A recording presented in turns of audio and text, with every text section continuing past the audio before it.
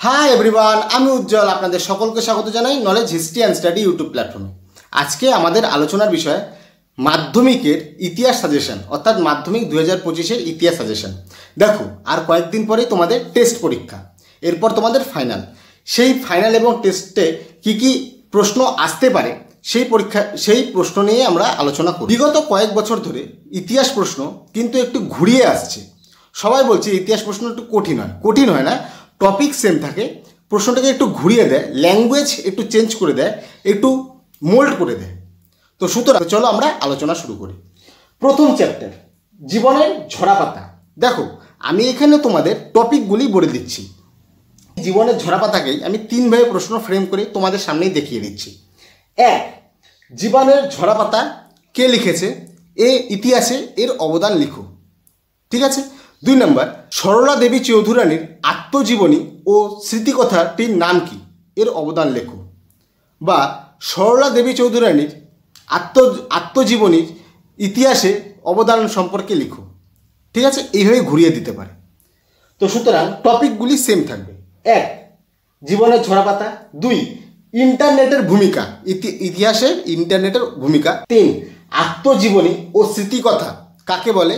ইতিহাসের উপাদান হিসাবে এর ভূমিকা। 4, ইতিহাসের উপাদান কি বা কাকে বলে? ইতিহাসের অবদানে এর ভূমিকা। দ্বিতীয় চ্যাপ্টার। দেখো, দ্বিতীয় চ্যাপ্টারে তোমাদের গতবার প্রশ্ন আসছে, এবার আসার চান্স খুব কম, কিন্তু পড়তে তো হবেই। নীল দর্পণ নাটক কাকে বলে বা নীল দর্পণ নাটক সম্পর্কে লেখো। ইতিহাসে এর ভূমিকা। 2 নম্বর, হুতুম প্যাঁচার নকশা সম্পর্কে লেখো। দেখো, এটিকেও কিন্তু অন্যভাবে ফ্রেম করা যায় যে কালী প্রসন্ন সিংহের রচনা হুতুম প্যাঁচার নকশায় কি করে বাংলার প্রতিচ্ছবি ফুটে ওঠে। এইভাবে ঘুরিয়ে দিতে পারে। টপিক সেম, তোমরা হুতুম প্যাঁচার নকশা সম্পর্কে যা পড়বে ওখানে তাই লিখতে হবে। টপিক সেম থাকবে, কিন্তু প্রশ্ন একটু ঘুরিয়ে দেবে। তাই করছে এখন, বইয়ের সাথে হুবহু প্রশ্ন মিলছে না।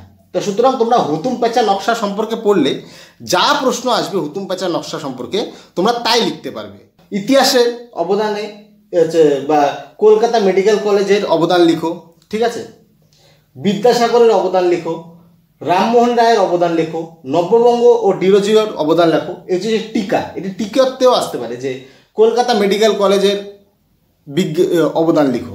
ঠিক আছে, চিকিৎসা বিজ্ঞানে কলকাতা মেডিকেল কলেজের অবদান লিখো, হইতেই পারে। চ্যাপ্টার 3, ঔপনিবেশিক অরণ্য আইন।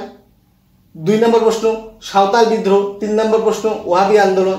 4 নম্বর প্রশ্ন, চুয়ার বিদ্রোহ, মুন্ডা বিদ্রোহ, ফকির ও সন্ন্যাসী বিদ্রোহ। এগুলি প্রত্যেকটি বিদ্রোহ আলাদা আলাদা করে দেখবে, টিকায় আসতেই পারে।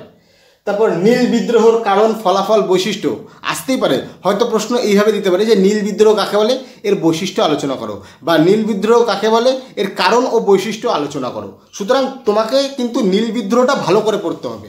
কিন্তু বিপ্লব ও অভ্যুত্থান কাকে বলে, বা টিকা দিতে পারে বিপ্লব ও অভ্যুত্থান সম্পর্কে লিখো। চ্যাপ্টার 4, হিন্দু মেলা, বঙ্গভাষা প্রকাশিকা সভা ও সমিতির যুগ কাকে বলে। তারপর হচ্ছে গগনেন্দ্রনাথ ঠাকুরের ব্যঙ্গচিত্র সম্পর্কে লিখো। 5 নম্বর হচ্ছে ঔপনিবেশিক শাসন ব্যবস্থা সম্পর্কে লেখো। 5 নম্বর অধ্যায় সম্পর্কে জানবো। 5 নম্বর অধ্যায় গতবার প্রশ্ন আসেনি, তো এবার আসার চান্স খুবই বেশি। 1 নম্বর প্রশ্ন, ছাপা বই এর সাথে শিক্ষার বিস্তারের ভূমিকা। 2 নম্বর, IACS, Indian association cultivation of science, বা ডক্টর মহেন্দ্রলাল সরকার। প্রশ্ন এভাবেও দিতে পারে যে ডক্টর মহেন্দ্রলাল সরকারের অবদান লিখো, বা IACS এর অবদান লিখো, বা ডক্টর মহেন্দ্রলাল সরকারের ইনস্টিটিউটের অবদান লিখো। ঠিক আছে। গঙ্গা কিশোর ভট্টাচার্যের ভূমিকা, মুদ্রণ শিল্পে গঙ্গা কিশোর ভট্টাচার্যের ভূমিকা। শ্রীরামপুর প্রেস ছাপাখানায় শ্রীরামপুর প্রেসের বিস্তার সম্পর্কে লেখো বা ভূমিকা সম্পর্কে লেখো। বেঙ্গল টেকনিক্যাল ইনস্টিটিউশন সম্পর্কে লিখো। 6 নম্বর, আচার্য জগদীশচন্দ্র বসু বা বসু বিজ্ঞান মন্দির সম্পর্কে লেখো। 7 নম্বর, উপেন্দ্র কিশোর রায়চৌধুরীর ভূমিকা সম্পর্কে লেখো। 8 নম্বর, রবীন্দ্রনাথ ঠাকুরের শান্তিনিকেতন। প্রশ্ন এখানেও ফ্রেম করতে পারে, রবীন্দ্রনাথ ঠাকুর কোন ইউনিভার্সিটি গ্রাম্য পরিবেশে স্থাপন করেছিলেন? শান্তিনিকেতন। ঠিক আছে, বা গ্রাম্য পরিবেশে রবীন্দ্রনাথ ঠাকুরের শিক্ষার বিস্তার সম্পর্কে লেখো। এইভাবে প্রশ্ন ফ্রেম করতে পারে, যার জন্য আমি টপিক বলে দিয়েছি। তারপর হচ্ছে বিশ্বভারতী, এটা হয়তো একটু বোঝা যাচ্ছে না, এটা বিশ্বভারতী। তারপর চ্যাপ্টার 6, অসহযোগ আন্দোলনে কৃষকদের ভূমিকা, ঠিক আছে। বারদৌলি সত্যাগ্রহ, আইন অমান্য আন্দোলন।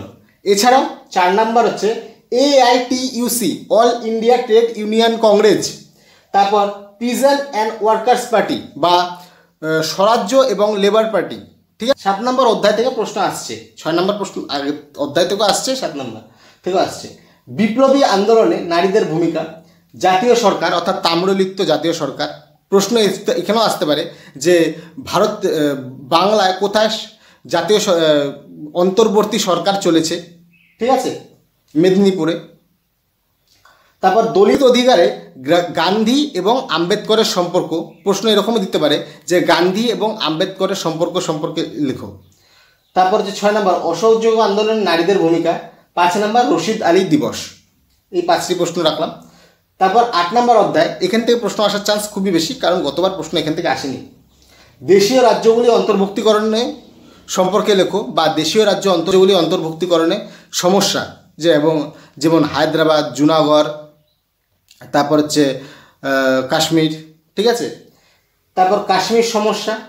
তারপর স্বাধীনতার পর ভাষা সম্পর্কিত রাজ্যের পুনর্গঠন। তারপর 4 নম্বর হচ্ছে উদ্বাস্তু সমস্যা। 5 নম্বর হচ্ছে হায়দ্রাবাদ রাজ্য সম্পর্কে লিখো। এই ছিল তোমাদের ক্লাস 10 অর্থাৎ মাধ্যমিকের ইতিহাস সাজেশন। তোমরা এই প্রশ্নগুলি ভালো করে রেডি করবে, এই প্রশ্নগুলি থেকেই প্রশ্ন আসার চান্স খুবই বেশি, এবং আমি তোমাদের আমাদের এই চ্যানেলে এই প্রশ্নগুলি করিয়ে দেবো। আসার চান্স যেগুলি বেশি সেগুলি আমি এই চ্যানেলে করিয়ে দেবো।